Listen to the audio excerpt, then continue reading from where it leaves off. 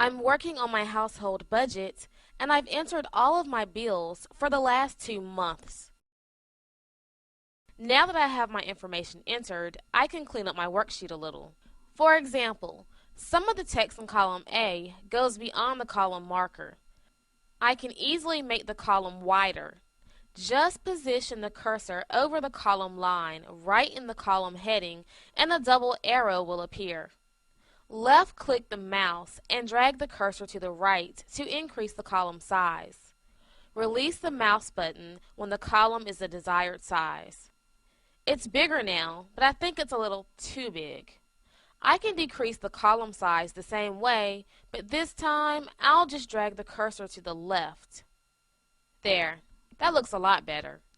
Some of the names of the months don't quite fit in the cell either, and I can increase the column width on these too.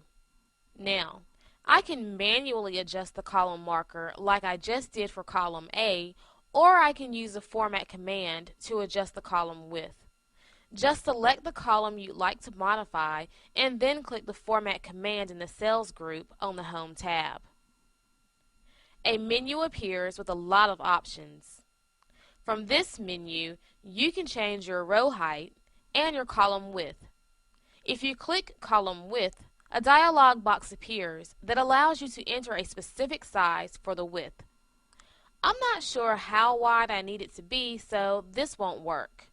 However, the AutoFit column width adjusts the column just enough so all the text will fit.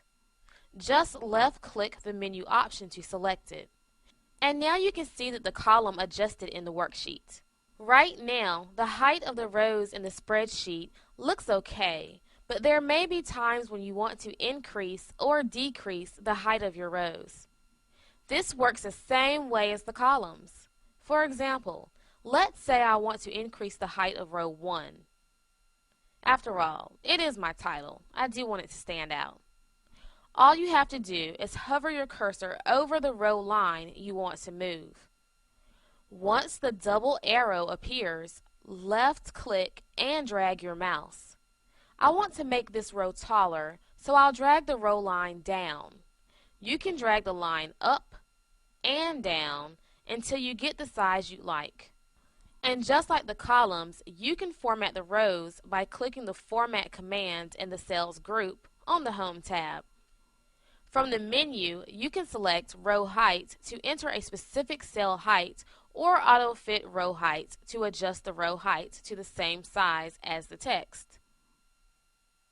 You may also find that you need to sometimes insert rows, columns, and cells. For example, I just realized that I forgot to include my car insurance in my budget. Instead of adding it to the bottom of the list, I'd like to put it above my car payment. All I need to do is select row 9, then click the Insert command. The new row always appears above the selected row. And now I can type in my text. One word of caution. Make sure that you select the entire row below where you want the new row to appear and not just the cell. For example, if I want to insert a new row above rent and I only select cell A8 instead of row 8, it won't work quite right. You see, now if I click the Insert command, only a cell will be inserted instead of a row.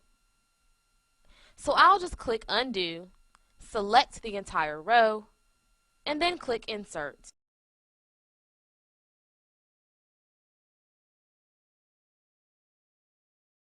You can also insert columns easily. I want to change the dates column to August due date, and then insert a column next to it where I can type yes or no if it was paid. Each month, I'll change this information. When you insert a new column into a worksheet, it will appear to the left of the column you select. Since I want my new column to appear here, to the right of the due date column, I need to select column C and then click the Insert command. There you go. Deleting rows and columns is as easy as adding them. Just select the row or column you'd like to delete and click the Delete command on the Home tab. I do want to keep this row, so I'll click Undo. Just be careful to select the entire row or column you want to delete. If you only select a cell and then click Delete, only the cell will disappear.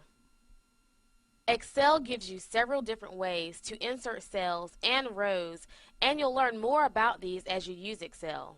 I think I've shown you the simplest way to add and delete rows and columns, but feel free to explore some of the other options as well.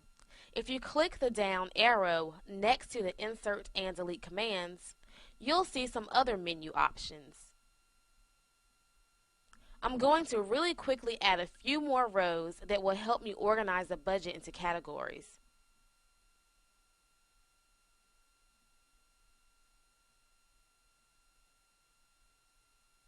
The best way to learn how to insert and delete rows, columns, and cells is to practice using them.